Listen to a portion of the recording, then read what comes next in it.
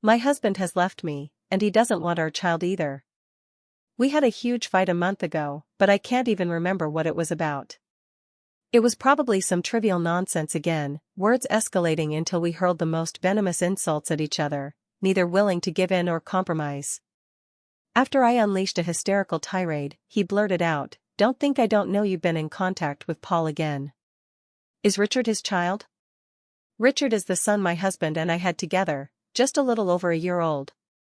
He sat in his stroller, wide-eyed, watching us silently without crying, but his little face was all scrunched up, clearly terrified by this drama. I was trembling with anger, my chest heaving violently, my head buzzing, completely blank, unable to say a word. I just grabbed Richard and headed for the door. He grabbed my hand, trying to stop me, but I shook him off forcefully. My nails accidentally scratched his face, leaving a red mark. We both froze for a moment. He glared at me angrily, and I shouted, "Yes, you really are a big fool. Just realizing it today. If you have the guts, come with me to the Civil Affairs Bureau right now." In the end, we drove to the Civil Affairs Bureau. There were very few people there that day. I hastily drafted an agreement at the counter, pressed my fingerprint, signed my name, and handed it to him. He glanced at it quickly and signed without hesitation. The agreement was simple: I would leave with nothing but the child. After all, he believed the child wasn't his biological son and wouldn't contest custody. The cars, the house, company shares, savings, even gold and jewelry, all of that belonged to him. It wasn't that I was pretending to be noble. When I married him, I was alone. All those things were either given by his family or earned by him. During the years we were together, he never neglected me financially, so I had no reason to fight over those assets. After a month of cooling off, today we were officially divorced in the truest sense. After the divorce, I took Richard back to my parents' home. Originally, my family lived in a remote, impoverished area, but thanks to my ex-husband's generous support, we had now moved to a nearby town. At home, my parents and younger brother saw me returning alone with the child on the bus. They asked why my ex-husband Vichant wasn't with me. I gave them a cold look and told them directly that I had divorced him. My family just thought we had a quarrel, and since I've always been firm at home, they didn't dare to ask too much. They carefully tidied up the room and arranged for me to stay. Richard was very unsettled by the change of environment and often cried late into the night. Fortunately, my mother helped me take care of him attentively. Children adapt quickly, and within a week he was back to normal. During the day, I took care of the child at home, often lost in thought. Looking at my son, whose features were almost identical to Vichant's, my heart ached faintly. "Vichant, I could endure everything else, but you cannot humiliate me like this." Vichant's parents soon got in touch with me, insisting on meeting me. Both university professors, they were dignified, gentle, and polite, never interfering in matters between me and my ex-husband. Since they had treated me well before, contributing money and effort, as the younger generation, I couldn't disregard their kindness. The meeting place was the old house where the elderly couple lived. I knew Grandpa and Grandma wanted to see their grandson, so I brought Richard inside alone. Richard's grandmother attentively served tea and poured water, inviting me to sit down. Grandpa took the child from my hands and entertained Richard with toys, making him laugh heartily. I saw Vichant had also arrived, dressed in casual sportswear, still handsome as ever, but he seemed to have lost some of his former youthful vigor. When our eyes met, the fierce anger from our confrontation that day was gone, replaced only by a calm sense of regret. Grandma, seeing the silence between Vichant and me, gently took my hand and whispered, "Bonnie, this time it's all Vichant's fault. Could you, for the sake of us old folks, forgive him just this once?" I said nothing as my father shouted at my ex-husband, "You bastard, are you mute? Richard is obviously your son, how can you say such heartless things? Apologize to Bonnie immediately." Vichant and I were both stunned, we had never heard my father raise his voice like that before. It was clear this time he was truly angry. Vichant didn't dare act out in front of his parents, but he still said in a low voice, "Mom, Dad, this is our own business. You don't need to get involved." Vichant has always been strong-willed. In college, he ignored his parents' warnings and started a business with a few friends. Now that he's successful, there's no way he would let his parents control him. Vichant refused to back down. His parents declared that they wouldn't acknowledge him as their son, but they would recognize their grandson. They gave me a bank card and said the child support would be deposited regularly, so I could just bring the child over to visit the elderly couple when I had time. I pushed the card back. Mom, Dad, I thank you on Richard's behalf, but since we're already divorced, I can't accept your money anymore. A few days later, I saw a photo posted by Tony, a mutual friend of Vichant and me. It showed Vichant with his first love. They, along with a group of friends, had gone on an off-road trip in several SUVs. The scenery was beautiful, and the people were attractive, but I had no time to appreciate it because Richard was crying again. I hurriedly put down my phone and picked up the child. Seeing that I had stayed at home for a whole month without Vichant coming to see me, my family finally believed that we had truly broken up. Dad's attitude changed noticeably. Abandoning his usual fatherly kindness, he gave me a harsh scolding, calling me stupid for easily giving up such a wealthy and powerful husband's family, especially with a son in tow. He said no fool would want me in the future. Mom and my younger brother sided with me but didn't dare to argue with Dad. His temper was always bad. He loved drinking and smoking, often getting drunk every few days. Whenever he was in a bad mood, he would lash out at Mom with harsh words. Gradually, relatives and neighbors all found out I had been cast out and sent back home. The flattery and praise I once received turned into mockery and disdain. Even Mom said she felt looked down upon when she was outside. One day, Aunt Lou next door was gossiping again, saying that I was caught red-handed having an affair outside, which was why I was sent back to my parents' home. I've never been one to swallow my anger silently. I gathered all the curses and venomous words I could think of in my mind and shouted at her at the top of my lungs. In the end, she was so scared by my scolding that she hid inside and didn't make a sound. From then on, the rumors did indeed lessen a lot. I've always had high aspirations, but my fate was fragile despite my lofty ambitions. From a young age, I knew that for someone from a family like mine, the only way to change destiny was to study with all my might.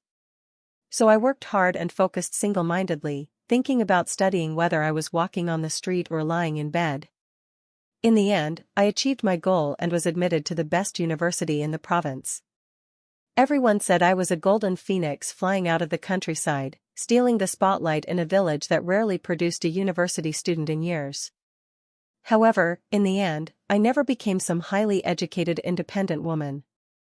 I didn't even get the chance to develop my career before I prematurely entered marriage, ruining my future. After entering university, I gradually shed my previously dull and shabby appearance. With my good looks and decent intellect, I attracted many suitors.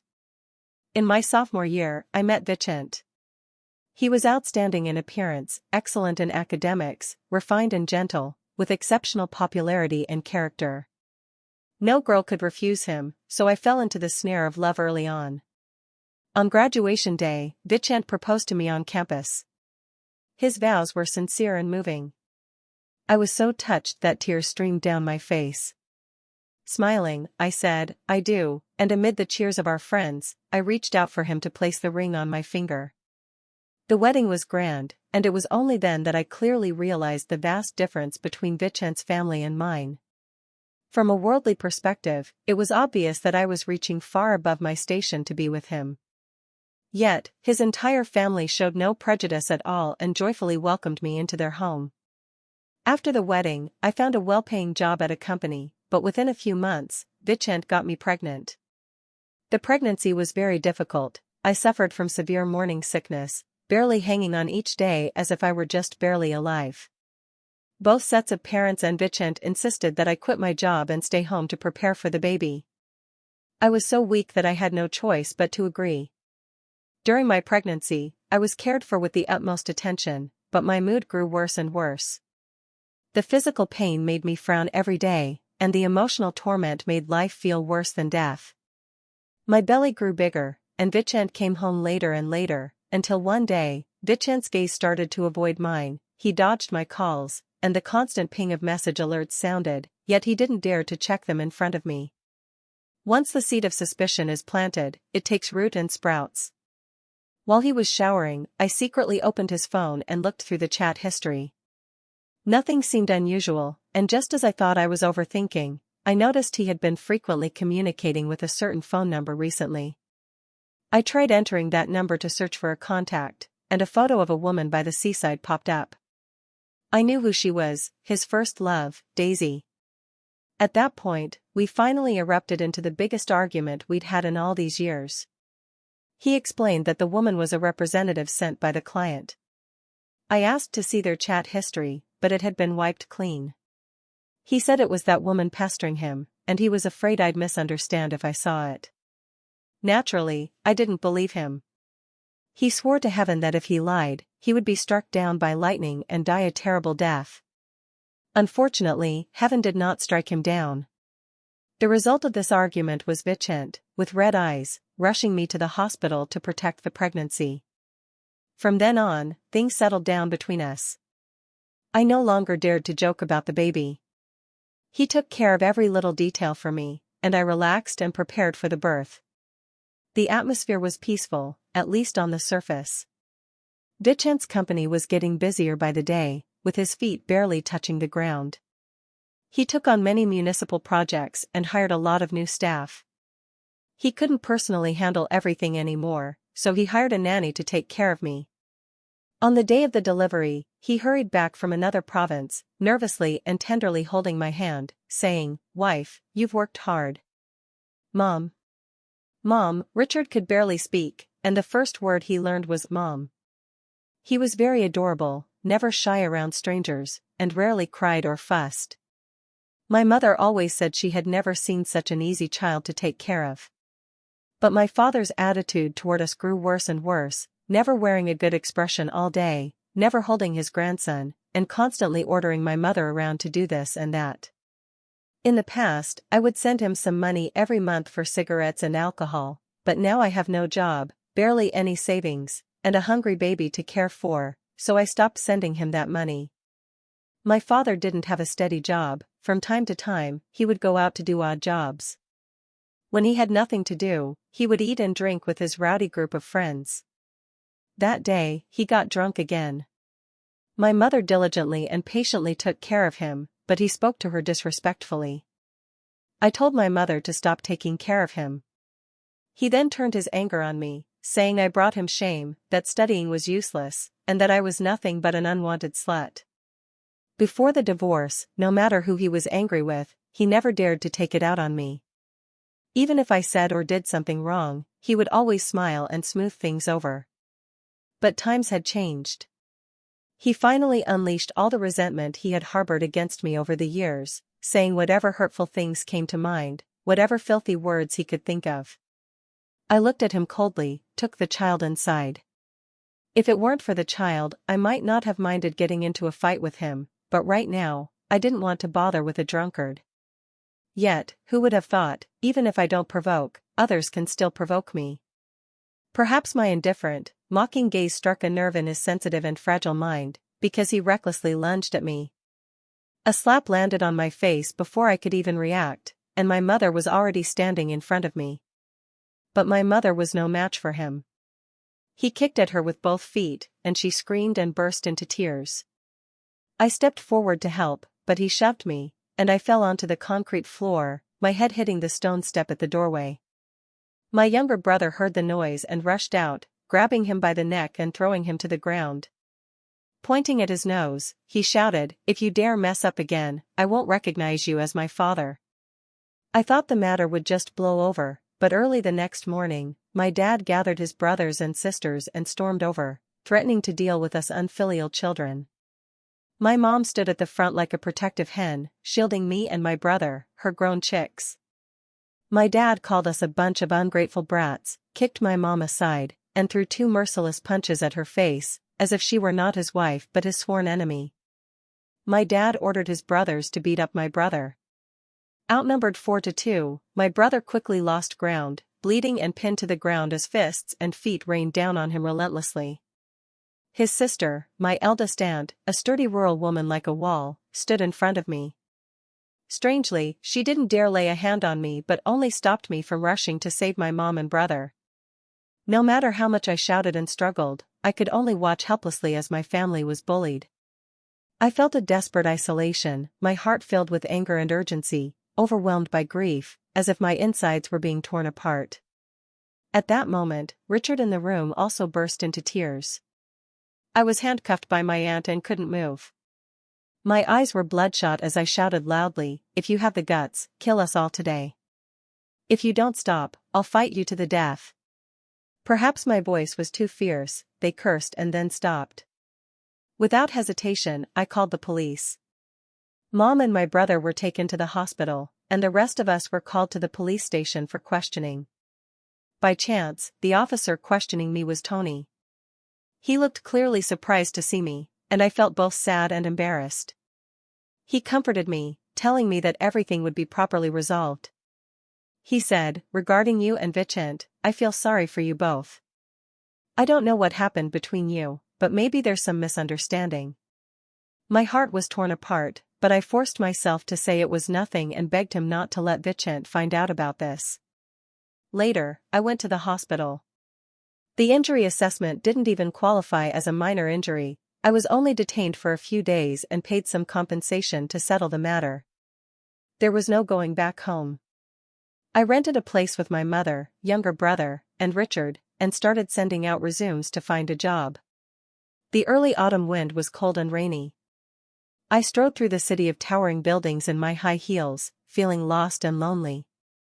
Every HR asked me why I had such a long gap in my employment. When I finished explaining, they would nod understandingly and politely tell me to wait for their response. Sometimes I think of Vicent. He should be happily together with his first love by now. Actually, they were quite a match in every way: appearance, family background, and temperament. His first love had a very gentle temper, unlike me. After being caught in an autumn rain, I ended up catching a cold. My cold wasn't a big deal, but I passed it on to Richard. Mom bought medicine from a nearby pharmacy, but I didn't dare give it to the child casually. I took a listless Richard to the city hospital, the same private hospital where I gave birth. Vicent had once deposited 100,000 yuan there. I remember there were still tens of thousands left. Whenever the child was sick before, we would come here for treatment. The nurse who received us still kindly called me Mrs. Zhang. I had no time to correct her, I just wanted the child to get better soon. After the examination, the doctor ordered in 4 drip. I stood by his side, watching Richard's pale face, my heart aching terribly. Halfway through, I needed to use the restroom and asked the nurse for help. As I hurried out, I saw a familiar tall figure by the door, and my heart tightened. Vicent stood straight by the window, mottled light casting shadows over him. He wore the 3-piece suit he usually reserved for work, and a lit cigarette was pinched between the fingers of his right hand. I remembered he never smoked, let alone openly defied the hospital's no-smoking rules in a place like this. He turned to look at me, his probing gaze scanning me from head to toe, and said lightly, "You're sick too?" I didn't know why he happened to be at the hospital, nor did I want to answer him. I was about to lower my head and walk away, but he blocked my path. "I'm asking you a question." I snapped, "Please put out that cigarette. This is a hospital." He put out his cigarette and followed behind me. Richard was already awake by then, softly calling me Mom. I saw he looked much better and grabbed a toy to play with him. Vicent, treated like air, somehow pulled out a talking Ultraman figure and waved it in front of Richard's eyes to catch his attention. After more than a month apart, Richard had already forgotten Vicent. His eyes were wide open, looking like he wanted to play but was too afraid to. I sneered, "What are you still doing here? I thought we had everything settled?" His face froze for a moment, and his gaze hesitated as he looked at me. "I happened to come here with a friend." I took the baby bottle outside to get some hot water, but I saw Daisy, Vicent's first love, standing in line with a child to get vaccinated. When she saw me, she gave me a polite smile. "So this is the friend Vicent was talking about?" Holding the bottle with the prepared formula, I hurried into the hospital room and snatched Richard from Vincent's hands. Vincent looked baffled and said in a slightly reproachful tone, "You scared Richard." I calmed myself and tried to keep my voice steady. "Mr. Zhang, please stay away from my child. Don't forget, Richard is a child you don't acknowledge. From now on, he has nothing to do with you." He was momentarily speechless. I continued coldly, "I will have the child's name changed as soon as possible." Seeing the twisted anger on his face, a flash of satisfaction at my successful revenge passed through my heart. Although Vincent appeared gentle, humble, and courteous on the surface, I knew deep down he was a proud and domineering man. He accused me angrily and sorrowfully, "Bonnie, you really are a heartless woman." After Vincent left, I fed Richard his formula, reflecting on Vincent's final accusation. To be fair, Vincent's family had no complaints against me. They never wronged me materially or emotionally, and they respected my opinions when raising the child. Including the car, house, shares, and investments, I had my share. If I hadn't insisted on transferring them back to them during the divorce, I wouldn't be living in such destitution now. After giving birth, my emotions were very unstable. Vincent's suspicious behavior during that period kept me awake at night, anxious and uneasy. But without concrete evidence, I couldn't voice my suspicions. His every action no longer seemed normal to me. Even simply replying to a client's email in the study could keep me awake deep into the night. Vincent thought I was suffering from postpartum depression and once wanted to take me to see a psychologist, but I knew very well that what truly made me unhappy wasn't postpartum depression, it was him. I couldn't shake off this terrible mood and dragged Vincent down with me. Any trivial matter could ignite a fight between us. I didn't hesitate to attack him with the most venomous words, openly and covertly accusing him of being a fickle scoundrel. Every time we argued, I could even feel that he was suffering more than I was. After all, how could a man of such high caliber be a match for a sharp-tongued country shrew like me? One time that left a deep impression on me, I scolded him until he cried. That towering man wept so sorrowfully that for a moment, I felt guilty. But the fact that I could hurt him also made me feel that this was the punishment he deserved. In the months before the divorce, our marital relationship hit rock bottom. I refused to share marital intimacy with him, and he tacitly worked overtime every night until late before coming home. I always knew when he came home, but I pretended to be asleep. Occasionally, he would gently kiss me, but I felt disgusted inside, silently guessing whether he had quarreled with his new woman and was trying to make up for it with me, the old one. They say a woman with a son is unwanted, but gradually, people started arranging blind dates for me. My mother couldn't refuse them, so she asked for my opinion. I thought of that day at the hospital and smiled, saying, "I can give it a try." To be able to go home early every day to take care of Richard, I found a low-paying clerical job in the city. The boss joked that it was a waste of talent for a university graduate from a university like me to do this kind of work, and I could only smile without saying a word. Since we left, my father hasn't stopped picking fights with us. He found out where we live now through relatives and comes by every now and then to harass us, saying that my grandmother had an accident and is waiting in the hospital for someone to pay and take care of her, forcing my mother to go back and look after her. My mother, who has been weak all her life, was surprisingly resolute this time, saying that grandmother never treated her well and she absolutely would not go to the hospital to care for her. My father was furious and threatened harshly, "I've got a rotten life anyway. If you piss me off, I might as well spend the rest of my life in prison." My father's threats left the three of us, my mother, Richard, and me, restless and uneasy, afraid he might do something extreme. We discussed moving as soon as possible, but cheap and convenient housing was hard to find. Plus, since the three of us worked in different places, we couldn't settle on anything right away. I kept chatting sporadically with the blind date matches introduced to me, each day feeling like clocking in to complete a task, polite yet distant. I met two men who were also divorced with kids, but I felt nothing at all. It was then that I realized my mindset was off. I simply didn't want another marriage right now, so I hit the brakes in time and told my relatives I wasn't in the mood, and they didn't need to bother introducing anyone else.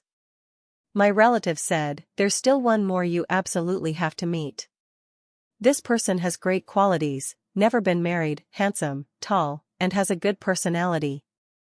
I've watched him grow up, and his character is beyond question." I smiled and said, "Auntie, someone that good, why would he be interested in someone like me, divorced with a child?" The matchmaker also felt puzzled and forced a smile, saying, "I don't know about that. Anyway, he looked at your photo without asking anything, gave me 20,000 yuan, and told me to make sure you meet him." Not wanting the 20,000 yuan my relatives had given me to go to waste, I decided to meet this strange person. When I arrived at the agreed restaurant, I was so surprised that I was speechless for a moment. This strange person was actually Paul. Paul was a senior from university who had once pursued me almost obsessively, but by then my heart had long been secretly pledged to Vicent, so I had to ignore his advances. Paul spoke to me gracefully, chatting about recent events and expressing regret over my marriage. I quietly speculated on his insistence on meeting me. Was he trying to regain the dignity he lost with someone he once failed to win over? Or was he wanting to flaunt his current achievements to make me regret my past decisions? But I was wrong. Paul had always been polite, only sharing recent industry news and funny anecdotes from life, his tone like that of an old friend. When I got home, I found that my previously gloomy mood had actually lifted quite a bit. One day after work, I saw a car parked in the company's campus that looked familiar. It was Paul's car. I noticed him walking out of the building, chatting and laughing with two men in suits, and he happened to see me. He said goodbye to the two men and strode over to me. "What a coincidence, I just came over to handle some business. Want to have dinner together?" I took him to a nearby Chinese restaurant. Between words, he hinted that he now had a promising career, only missing a lovely companion to share the rest of his life with. I took a sip of tea, pretending not to catch his hint. After Paul drove me home and left, I stared after the car as it disappeared into the distance, lost in thought. The connections between people are truly strange. Paul is actually quite an outstanding and successful man. But I have no intention whatsoever of developing any romantic feelings for him. His place in my life might be as an alumnus, a classmate, a senior, a friend, but never as a lover. Why was Vicent so certain, so determined to question me, convinced that I would have something going on with him? Just as I was about to turn and go upstairs, my arm was suddenly grabbed by a large hand. My heart skipped a beat. This neighborhood is cheap to rent in, full of all kinds of people. I didn't know if this one was about to rob me. I struggled fiercely, but he pulled me forcefully into his embrace. Before I could see his face clearly, I caught a strong smell of alcohol mixed with a faint scent of men's cologne. That scent is something I will never forget in my life. It was my ex-husband, Vicent. I gave up struggling and calmly asked, "What are you doing here?" Vicent's voice was cold and icy, with a barely perceptible trace of anger. "Shouldn't I be here?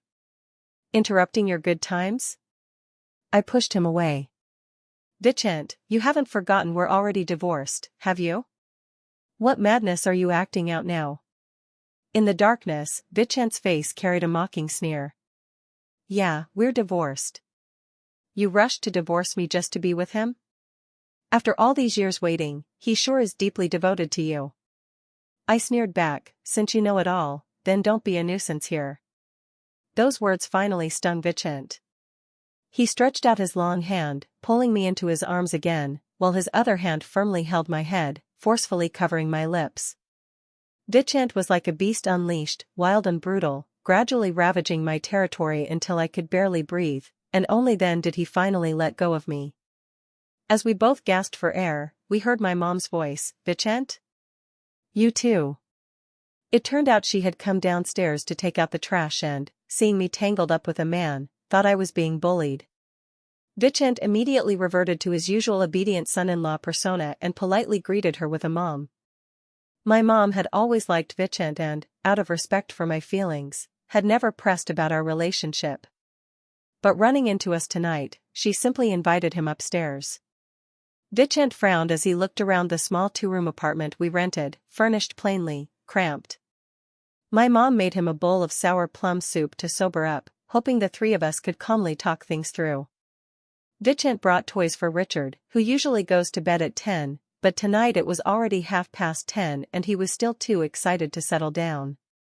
I took the child from his hands and said, "You should go now." Maybe it was the courage that comes from alcohol, he stubbornly said, "I'm not leaving, I want to sleep here. My wife and son are here, where else could I go?"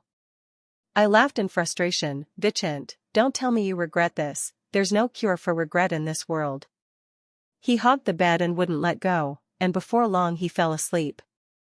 Looking at his almost childlike sleeping face, I felt a flicker of pity. He must have been utterly exhausted, otherwise, with his good habits and upbringing, he wouldn't have gone to bed without washing up, nor would he have slept in a full professional outfit. His vision was dark and bluish-black, his face slightly haggard, the tough facade gone. At this moment, he was as meek as a lamb. I couldn't move him, so I had my younger brother put him to sleep, while my mother and I stayed in the next room. The next day was the weekend. Early in the morning, I was woken by a loud banging on the door. Realizing what it was, I immediately got up and went to the living room to open it. It was my father, accompanied by his brothers and sisters. I instantly regretted not moving out sooner. Trembling, I tried to dial 911, but my father snatched my phone away and threw it to the ground, shattering it into pieces. His siblings poured into the house, and the living room quickly became overcrowded. I shouted at them, asking what they wanted. My father snarled, "You heartless wolves, the old man is lying sick in bed, and yet you live your lives so carefree." His siblings also began to hurl vicious insults and accusations, but before long, their voices faded away, and the entire hall fell into a sudden silence. My dad asked in surprise, "Vincent, what are you doing here?" I looked back and saw that the others at home had woken up. My mom and younger brother were glaring angrily at my dad. Vincent, holding Richard, looked calm and composed. "Dad, bringing so many people here, aren't you afraid of scaring Richard? This isn't the place to discuss things. If there's something to talk about, I'll go out with you." Vincent handed Richard to my mom and said softly, "Mom, you feed Richard breakfast first." Then he took my hand and walked out. They all exchanged glances and finally had no choice but to follow us downstairs. My dad and the others had long lost their previous arrogance. They suddenly became uneasy in front of Vincent, a junior, and kept explaining, "It's all a misunderstanding. We had no choice. The elderly person is in the hospital with no one to care for them. It's truly pitiful." Vincent already had a commanding presence, and his cold smile was especially captivating. He simply said, 100,000 yuan. If you're willing, take it and let Bonnie use it to honor the elders. As far as I know, the elders have never taken Bonnie and her brother out before. I'm doing this purely to save face for you, Dad, but I hope nothing like today happens again. If it does, it won't be as simple as just a few days of detention. As soon as my dad's side received the money, they left. I breathed a sigh of relief and only then realized that Vincent and I had been holding hands tightly the whole time. Vincent smiled at me. My cheeks instinctively warmed, and I let go, whispering, "Thank you." Vincent seemed quite pleased. "Hungry? Let's go grab some breakfast." We found a nearby noodle shop. I remembered how, years ago at school, we used to go to the cafeteria every morning together for breakfast, then head to the library to study. Back then, we were inseparable, privately pledged to each other, as if there was no room for anyone else. So when exactly did things start to change? I remember, it was Vincent who changed first. He was the one who was unfaithful, the one who was entangled unclearly with his first love. Why? Even now, I finally have the courage to ask this question. Vincent, if the one you love is Daisy, why are you with me? If the one you love is me, why are you still involved with Daisy? Or is it that you don't love anyone at all, only yourself? He was stunned by my question, then broke into a warm, gentle smile, as if what I said was some ridiculous nonsense. I was so angry I threw down my chopsticks and ran out. He hurried after me, saying, "So, you still care about me, don't you?" I didn't answer, and he continued, "You don't believe a single word of my explanation? When have I ever lied to you? I asked him, then why were you always chatting ambiguously with her before, deleting the chat records, and making 8 calls a day? Vincent sighed and slowly explained, because during that time, you were uncomfortable during your pregnancy, and I didn't know what to do. I asked every woman I knew who had given birth how to take care of you. I also asked her, but I didn't expect that she had just gotten divorced and was in a bad emotional state when I ran into her. I comforted her a bit, and as a result, she clung to me, calling me every day. I didn't dare let you know, so I had to hide it from you. I didn't expect you to find out anyway. I recalled that back then Vincent did indeed buy some inexplicable things every now and then for me to eat, giving me massages daily and lighting calming incense. I continued asking, so you still went on road trips with her? Vincent smiled. You saw it on Tony's Facebook, right? I asked him to post it. Just to see if you'd get anxious, if you'd come back looking for me. I glared at him, and he went on, at that time, you looked like you wanted to cut ties with me completely. I felt terrible every day, so I arranged with Tony to go out for a trip. But unexpectedly, she showed up with another friend. By then, she had already returned to normal and even remarried our mutual friend, the guy on her right. I remembered that there was indeed another man in that photo. I took out my phone and flipped to that picture, discovering some details I hadn't noticed before. Daisy was clearly closer and more intimate with the other man, yet I had assumed from the start that she was with Vincent. I took a deep breath and asked again, since they're both married, why did you still accompany her to the hospital? Vincent looked at me puzzled, and I patiently explained, when Richard was sick, I saw her at that same hospital. Weren't you there with her? Vincent rubbed his forehead and smiled helplessly. God wouldn't play tricks on me like that. I only rushed over because I got a billing message from the hospital. How could I have been with her? The hospital isn't my home. If we can go, then naturally she can go too. Why do you always overthink things? My mind was a tangled mess. Was that true? Was I just worrying myself unnecessarily? Then why did Vincent think Richard wasn't his child? I asked my final question, then why did you say Richard was Paul's child? He paused for a moment, then pulled me into a taxi and took me back to our former home. He took several boxes out of a safe deposit box, his expression darkening as he said, "These are all the things Paul has sent you over the years." I intercepted them all. I was stunned, completely unaware of this. I opened a few boxes. They were filled with gold and silver jewelry. Each box contained a handwritten card, Bonnie, happy birthday, wishing you health year after year, Paul. Vincent sneered, but the most important one is this. You open it yourself. I slowly unwrapped the box, which was clearly several times larger than the others, and inside was a golden Buddha statue. A card slipped out of the packaging, inscribed with a lifetime of peace, dated on the day Richard was born. I tossed the card aside and hurriedly looked into Vincent's eyes, saying, I don't know about any of this. I don't know why he would do something like this. Vincent simply said, I had it appraised. It's solid pure gold, quite valuable. He really did go all out. I grew anxious and grabbed his hand. No, there's nothing between me and him.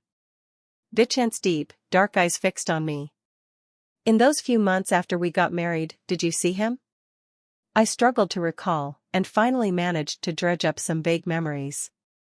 Back then, I got married right after graduation, and only after the wedding did I start anxiously looking for a job. Without any internship experience, I asked a few friends to refer me, but none of the resumes got through.